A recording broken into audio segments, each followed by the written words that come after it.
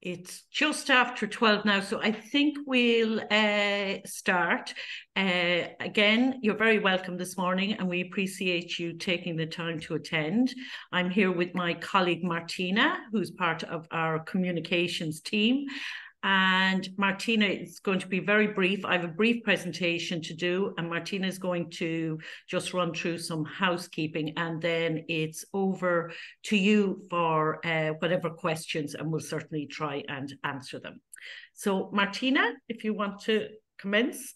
Well, thanks, Amanda. Hi, everyone. As you'll have noticed, we're using Zoom webinar, so you can see us, but we can't see you. While Amanda is giving her presentations, if you could pop any questions you have into the question and answers rather than the chat, you'll see that down the bottom of the screen. It's the fourth little tab over. You'll see Q&A. So pop any questions in for Amanda into that, and we'll review them and we'll read them back to her at the end of her presentation. And finally, just so you know, we are recording the webinar, so you will be able to watch it back on the grant scheme page on the website. We should have it up by the end of today. So that's basically it. I'll hand you back to Amanda for the presentation. Thanks, Amanda. Thanks, Martina. So we'll kick off. So this is the Heritage Stewardship Fund 2024, and some of you may have applied for it in previous years, but this is the third year we have offered this funding, and it's basically to support employees who work in public sector organisations who mightn't have access to funding to undertake heritage-based projects. So I'll just run through the time frame. We opened up on the 14th of November. Closing date is 5 p.m. on the 15th of January via the online grant system, 5 p.m. sharp. Don't leave to the last minute because the system does shut down automatically at that time. You can request from between 5,000 to 30,000 euros. You must match this with 10% monetary contribution. So that's a cash contribution towards the final costs.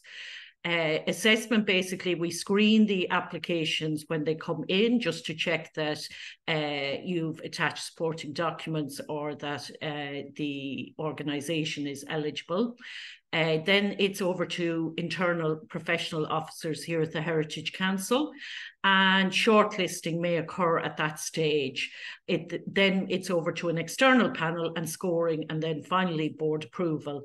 We'll let everyone know the outcome in writing. We usually send out generic emails to let people know that the results are up on their individual online file. Reporting deadlines, if you're successful, we'll be looking for a progress report around mid-June. And we also then will be looking for your final report and claim on the 15th of November, 2024. So who can apply? As I said, it's staff working in public sector organisations, such as local authorities, county city museums, county city libraries, state agencies, public educational bodies like third levels, universities, also second level, any state-owned enterprises. So that would be whereby maybe a local authority has a separate body under its control, like maybe a separate museum or something of that. I'm trying to think of an example, but anywhere where the local authority, it's usually in the case of local authorities where they have kind of ultimate control over a separate entity. So what can we fund? Really any third-party suppliers. So that's external suppliers, consultants to carry out specific work, contractors, anything where it's a third-party person involved. Purchase of specialised equipment, so that could be museum grade cases, monitoring equipment, it could be interpretation, digital, multimedia equipment, archival boxes, anything of that nature. And also if there's volunteering, if it's something like a citizen science project, travel and subsistence for volunteers. What we can't fund is public body overheads, administration fees, salaries of existing employees, and international travel. So your 10% contribution can't be made up of any of those items. It has to be actually a financial contribution towards the final costs. General advice, read the guidelines. Can't emphasize that enough. There's a list of supporting documents on page 5 of the guidance documents, and the first 3 or 4 items would apply to all applications, and that's to upload quotations or estimates, or if you can't, I know, understand with procurement, some of you may have to go out to tender, but if you have an estimate based on previous work that was undertaken this year or last year, you can use that as support. You need something to support the costs that you put in the budget table. Clear and current photographs, that's if it's relating to a building, place, object or collection. And indeed, if you're looking to buy equipment to support a museum or a library, please upload photographs of the collection in question or anything like that. Relevant approvals, permissions, licenses. Now the list goes on further on page 5 and it gets more specific in, for instance, if it's something to do with works to a building, along with those items, we would also need a specification of works, or if it's to undertake an audit or a report or anything like that, we would need some kind of a brief, either from the person that's going to undertake it or one that the tender brief that you're preparing. So do please look at that list, because that's where applications get screened out, as in they don't move any further than stage 1 of the process.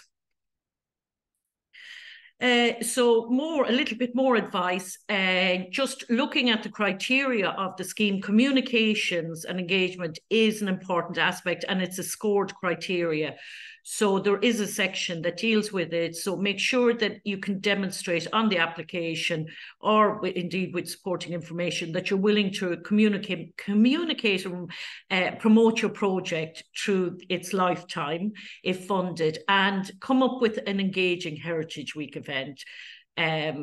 These are items or elements, I should say, that are scored, and it can make the difference between whether application A or application B gets funding. This is what gives the added edge. Please allow ample time. We have seen it so many times from experience that people are trying to upload documents on the last day, and with it, like anything, panic sets in, stuff isn't uploading quick enough. And so please don't leave it to the last minute, because that system will shut down and we can't do anything for you if the information isn't submitted by that deadline. And I should say there, if you have any issues, technical issues, or you're having problems with the system, please let us know as soon as possible. We will help you. I mean, there's no question that we're just going to leave you stranded. So if you contact us, there's a big difference between contacting us at, we'll say 3 o'clock in the afternoon of the deadline to say, oh, files aren't uploading for me, than coming to us at 5:10. We will help you at 3 o'clock. We can't help you at 5:10.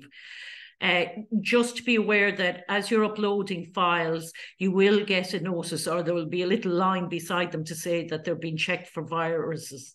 So don't panic if you see that notice. You can continue to work on your application, you can continue to upload documents, and you can continue to submit it, regardless of whether that virus check has disappeared or not.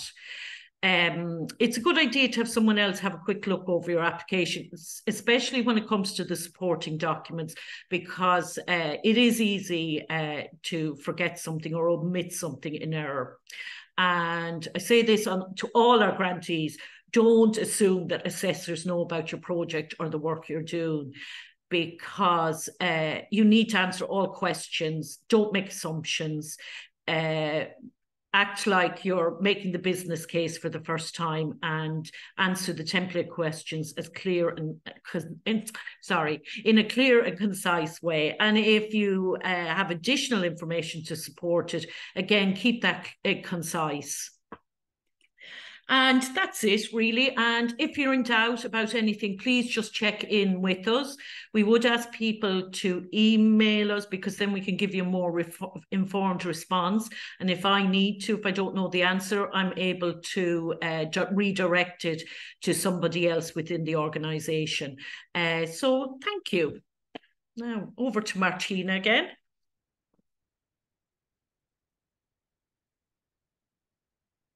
Sorry, I was on mute there. We have a question from Aoife Lyons asking, can civil service departments apply for this grant scheme?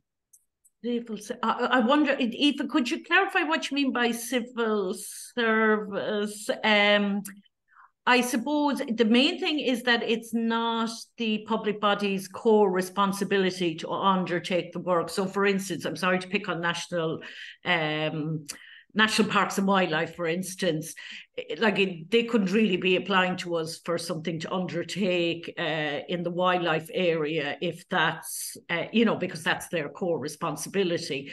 So if you could just clarify, Aoife, what you mean by civil service departments, I'd appreciate it. Yeah, Aoife's just come back to there, Amanda. She works in the public appointments service, so heritage wouldn't be their core work. Okay, it depends on the project. I don't see why not. If it's heritage based, you don't have a budget. We'll say, I'm going to guess and say if it's for eye carving records or something like that. Yes, because that isn't you. I'd imagine you wouldn't have a budget to look after that. So yes, and you can, if you want to send a more specific query to me, Aoife, please do at the grants@heritagecouncil.ie. Our next question is from Laura. Can consultants' overheads and travel costs within Ireland and administration costs be included in their fees? Well, yeah, most consultants would apply that within kind of working out their cost to our tender response. So yeah, if it's third party, yes. I don't have any further questions. I'm not sure if anyone else has any queries for Amanda. I have one here now. Helen O'Carroll, with regard to publications, it mentions a draft text, that you have to submit as part of the supporting information. Does this mean the whole text or a sample? The same with illustrations, layout, and graphic design. Will a sample at application stage, would that suffice? I suppose the reason we look for a draft, we used to call it a manuscript, was because of the short turnaround to get it kind of edited and printed. And so our only concern there is if you haven't got a manuscript more or less complete, the time to actually produce it into that lovely glossy publication might be very tight.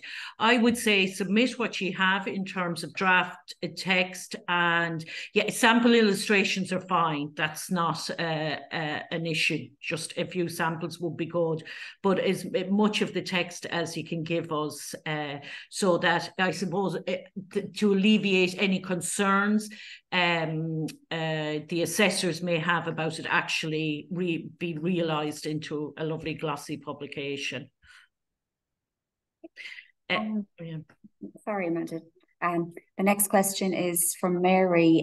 Could you give a few examples of successful applications from last year?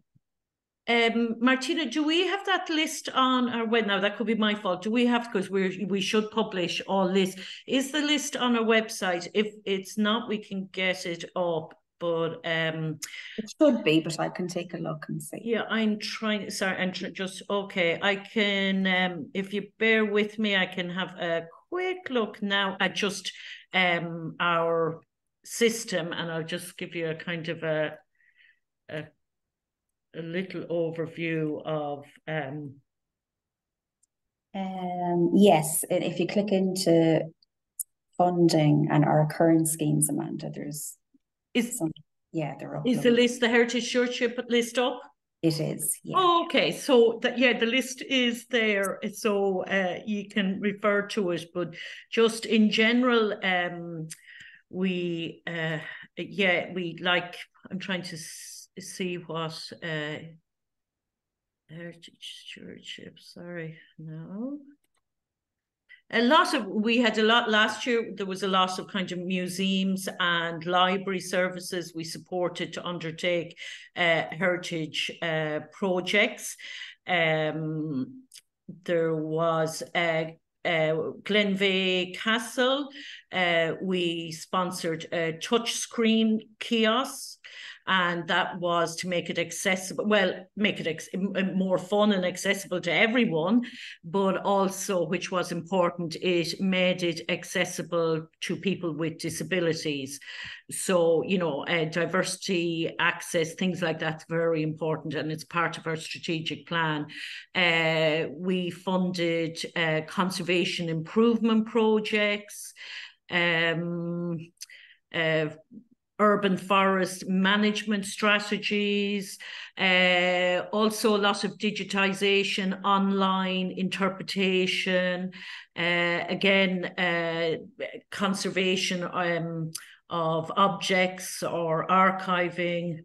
There's also a few kind of conservation or recording of medieval buildings, hedgerow surveys, historic stone tombs, audit, things like that. There's also, I should say as well that we're very interested in, we only funded last year one in traditional skills training. So that's an area that I think there was just one that we did, actually two, no, traditional skills program. So there was also a report undertaken on reform and reuse of derelict buildings, which was an important piece of work. So I hope that kind of gives you an idea. But as Martina said, the list is on our website that you can refer to. Yeah, and I've just popped the link to it up in the chat there. So if anyone wanted to have a little look. Thanks, Martina. It's no problem at all. Now, the next question. With regard to the National Museum of Ireland licenses to alter and export animal bone samples, chances are these won't be all completed, will be largely submitted by the deadline. Will the intended project be not awarded as the license is pending? Could this be an issue? It's likely this will be an issue as it's commercial archaeology rather than national monuments collections.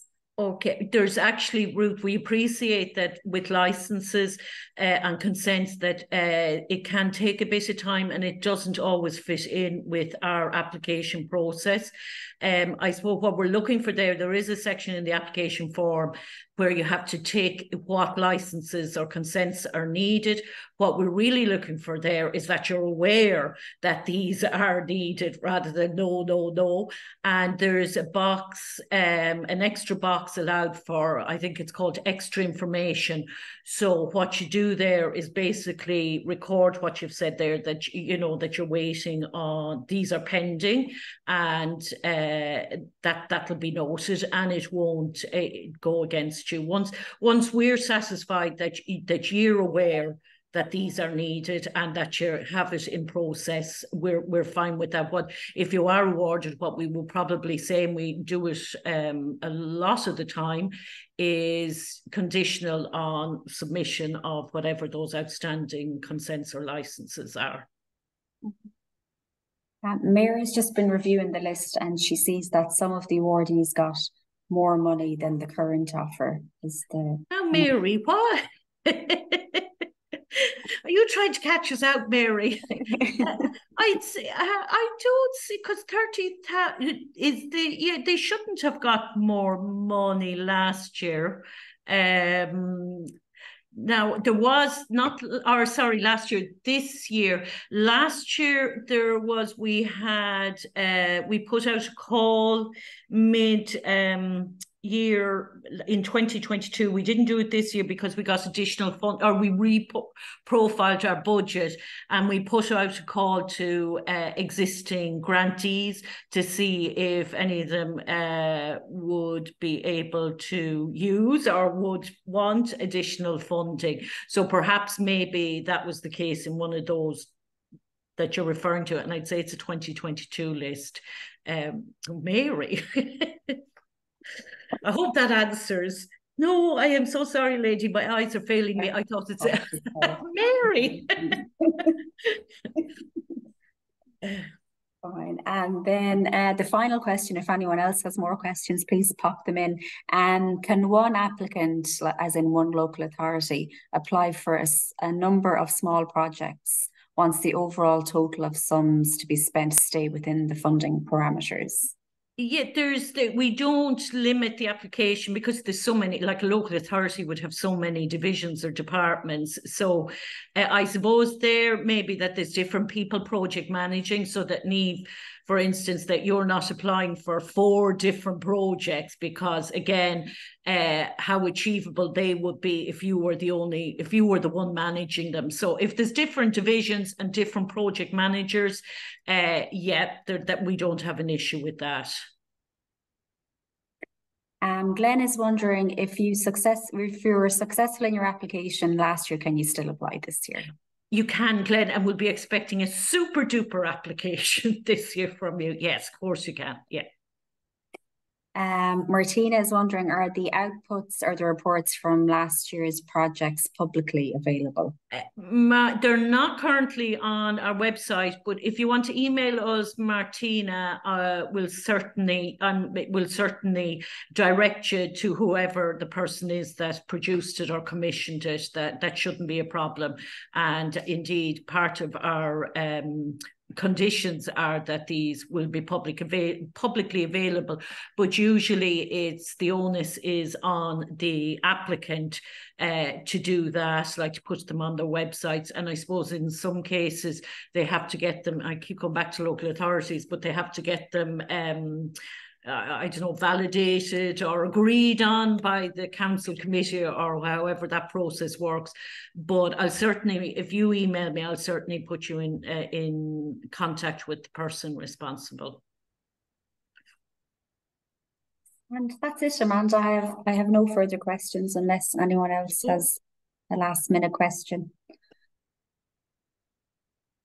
Well, if you think of anything afterwards, and as I said, if you have anything when you're doing the application, if anything comes up or if you don't we are undertaking at the moment a review of all our grants, and we're hoping to have a new system in place in the coming year. So any feedback, or if you find something confusing, please just drop us a line and we'll help you out, and we'll also note it for our future system.